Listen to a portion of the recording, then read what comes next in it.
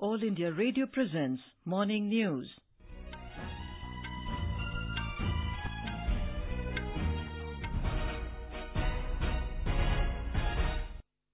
Good morning. I'm Anuja Kumar. The headlines. Prime Minister Narendra Modi to inaugurate first airport of Western Odisha in Jharsuguda today. Bishop Franco Mullakkal arrested in Kerala non-sexual abuse case. Group of ministers on GST network to meet in Bengaluru today to review technical issues. SEBI relaxes KYC norms for foreign investors. In Asia Cup cricket, India beat Bangladesh by 7 wickets in a Super 4 match at Dubai. And Indian cyclists bagged 3 gold, 3 silver and a bronze on day 1 of Track Asia Cup in New Delhi.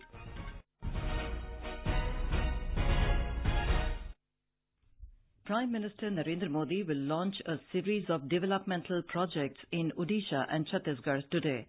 In the first leg of his day-long visit, Mr. Modi will inaugurate an airport at Jharsuguda and revival of a fertilizer plant in Odisha. Our correspondent has filed this report. The Jharsuguda airport will be the first in western Odisha, bringing the region on the country's aviation map. It will also facilitate regional air connectivity through the government's Udan scheme. The Prime Minister will also unveil a plaque to mark the commencement of work for the revival of fertilizer plant at Talcher. This is the first plant in India which will have a coal gasification-based fertilizer unit and will also produce natural gas. Mr. Modi will also dedicate to the nation the new Jharsuguda-Barapali-Sardega railway line and 2 coal mines of Mahanadi Coalfields Limited and NTPC in Sundargarh district. With S.N. Patnaik's report from Sambalpur, Tripti Srivastav, AIR News. Later in Chhattisgarh, Mr. Modi will launch various developmental projects worth over 3,000 crore rupees at Janjgir Champa. He will lay the foundation stone for national highway projects and the Pendra-Anupur third railway line. Mr. Modi will also address a Kisan Sammelan there. Tomorrow, the Prime Minister will launch the Pradhan Mantri Jan Arogya Yojana under the Ayushman Bharat scheme from Ranchi in Jharkhand. Under the scheme, over 10 crore families will be provided health assurance worth 5 lakh rupees each every year. The Jharkhand government has signed a memorandum of understanding with National Insurance Company Limited to provide medical facilities to the people of the state under the Ayushman Bharat Yojana. Our correspondent has the details. The scheme will cover 80% of population of the state. From state government, Health Minister Ramchandra Chandravanshi and Secretary Nidhi Khare were present, while Chief Regional Manager of National Insurance Company D.S. Pente and Executive Director of Jharkhand State Health Society Divyanshu Jha were also present. Rajesh Sinha, AIR News, Ranchi. India has called off the meeting between External Affairs Minister Sushma Swaraj and Pakistan Foreign Minister Shah Mahmood Qureshi on the sidelines of the United Nations General Assembly in New York later this month.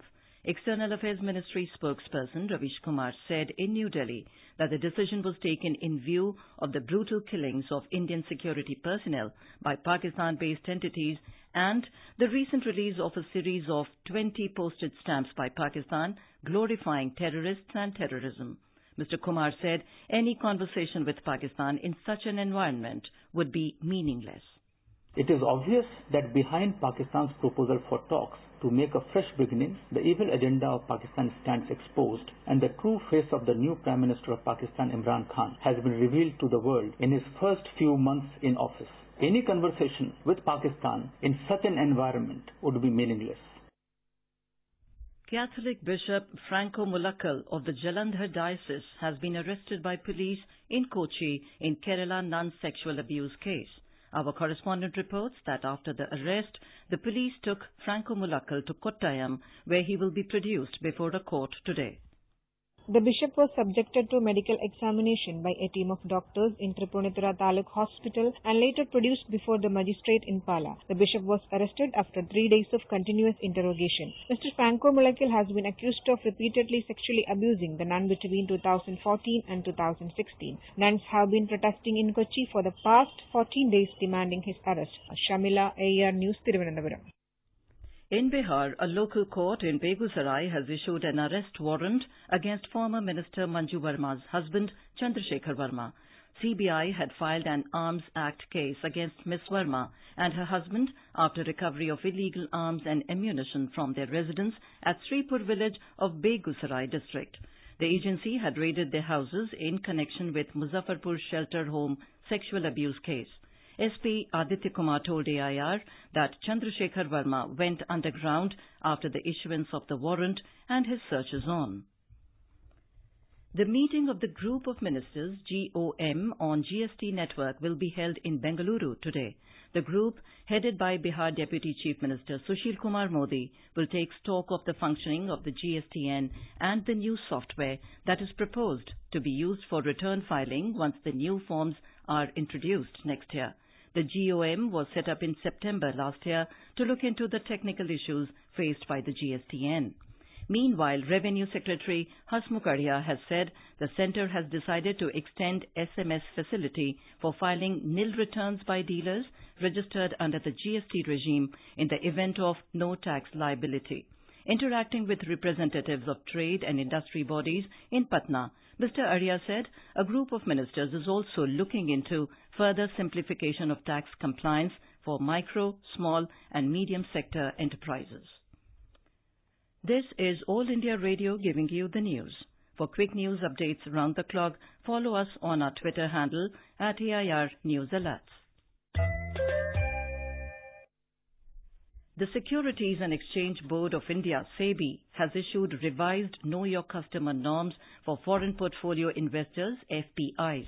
Under new norms, residents as well as non-resident Indians have been permitted to hold a non-controlling stake in such entities. There will also be no restriction on them to manage non-investing FPIs, SEBI-registered offshore funds as well as registered investment managers. Certain categories of FPIs would be required to maintain a list of beneficial owners and provide the same to the regulator. The market regulator said the norms have been finalized after taking into consideration suggestions from a panel headed by former RBI Deputy Governor and comments from the public. Cyclone storm Dai has further weakened into a depression over Vidarbha in Maharashtra. It is expected to move west-northwestwards and weaken further into a low pressure today. Talking to AIR, Head of Services of the Met Department, Dr. M. Mohapatra said, under its influence, rainfall is likely to take place at most places over Vidarbha and North Maharashtra and Madhya Pradesh.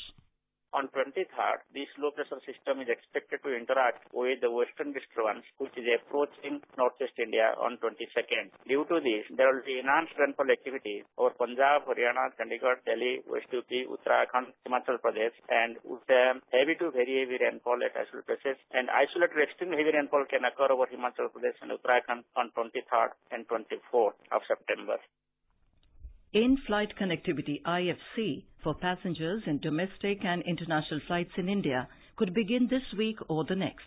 Telecom Secretary Aruna Sundararajan said in Bengaluru that the central government would soon issue a notification in this regard. IFC aims at enabling making calls and internet services during flights in the Indian airspace. The availability of Wi-Fi is also expected to provide local airlines an additional source of revenues amid stiff competition in the fast-growing Indian aviation market. The Pradhan Mantri Krishi Sinchai Yojana is bringing a positive change in the lives of farmers across the country. The scheme was launched to increase the farmers' income by increasing productivity as well as conservation of water. Here is a ground report from our Jalandhar correspondent on how the scheme is benefiting the farmers in the district in Punjab. Soil and Water Conservation Officer of Jalandhar, Lupinder Singh said that department is organizing awareness and information camps to motivate farmers to use drip and sprinkling irrigation systems and also encouraging to adopt underground pipeline irrigation system. One beneficiary, Sandeep Sharma of village Batura, said that his farm income increased after implementation of drip irrigation system in his farms. मैं संदीप शर्मा मैंने अपने खेतों में प्रधानमंत्री कृषि सिंचाई योजना के तहत ड्रिप इरिगेशन सिस्टम लगवाया हुआ है। अब मैं पानी और खाद ड्रिप सिस्टम द्वारा ही लगाता हूं, जिससे पानी की बचत होती ही है, साथ में खाद की बचत भी होती है और नदीन भी कम उगते हैं, जिससे लेबर की बचत भी होती है। Another beneficiary, Devinder Singh Sandhu of Nakodar, is also very happy with the results of increased production and reduced expenses of labor. मैं देविंदर सिंह संधू मैंने प्रधानमंत्री कृषि सिंचाई योजना के अधीन अपने खेतों में ड्रिप सिस्टम लगवाया है, जो कि बहुत ही फायदेमंद है। लाइट कम आती है तो थोड़े पानी के साथ भी पानी पूरा उपलब्ध हो जाता है। The overarching vision of Pradhan Mantri Krishi Sinchai Yojana is to ensure access to some means of protective irrigation to all the agricultural farms in the country. Gagandeep Kaur Devganj, AIR News, Jalandhar. In Tanzania, the death toll in yesterday's ferry capsize incident in Lake Victoria has mounted to 131. President John Magufuli has ordered the arrest of the management of the capsized ferry, MV Nyerere, as their rescue workers pressed on with the search to find scores more people feared drowned. The President has also declared a 4-day national mourning. And now news from the world of sports.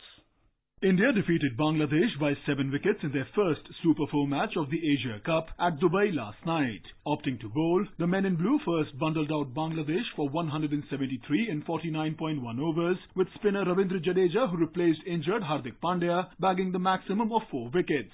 Later, Team India, the defending champions, overhauled the target with more than 13 overs to spare and 7 wickets in hand, courtesy captain Rohit Sharma's superb knock of 83 not out. In their second Super 4 match, India will play Pakistan tomorrow. Pakistan last night beat Afghanistan by 3 wickets in their opening Super 4 game at Abu Dhabi. In women's cricket, the second T20 between India and Sri Lanka was washed out in Colombo yesterday. The Indian Eves had won the first game by 13 runs. On to cycling, India bagged 3 gold, 3 silver and 1 bronze on the opening day of the 5th Track Asia Cup in New Delhi yesterday. The gold medal winners include Mayuri Lute in the women's junior 500 meters race and the Indian men's junior team in sprint event. And in badminton, ace Indian shuttlers PV Sindhu and Kidambi Srikanth bowed out of the China Open in Changsha yesterday after losing in the quarterfinals.